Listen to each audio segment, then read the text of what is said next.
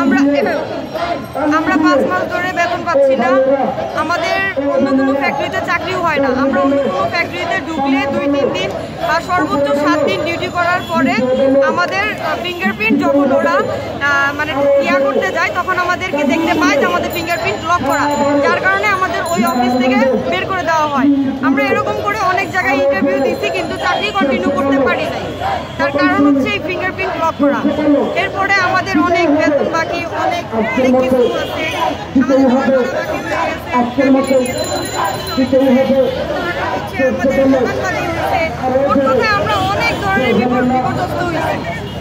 রাস্তায় এখন আমরা শেষমেশ কোনো উপায় না পেয়ে রাস্তায় চলে আসছি। আমরা এর আগেও একবার 20 তারিখ পুরো বৃষ্টিতে 4 ঘন্টা প্লাস বৃষ্টিতে ভিজে আন্দোলন করছি যমুনার সামনে, কিন্তু ওনারা আমাদেরকে একটা আশ্বাস দিয়েছিল যে মালিক পক্ষ থেকে আমাদের কিছু টাকা পয়সা বা কোনো রকম ব্যবস্থা করে দেওয়া হবে। তো এর ভিতরে অনেক দিন পার হয়ে গেছে, তারপরেও আমাদের কোনো ব্যবস্থা হয় নাই। এখন আমরা আবার রাস্তায় আসছি, সকাল থেকে এই পর্যন্ত রাস্তায়ই আছি। এখনো কোনো ডিসিশন হয় নাই। আমাদের প্রতিনিধিরা গেছে, তারা বসে আছে, আল্লাহ জানে। এর থেকে আর কিছু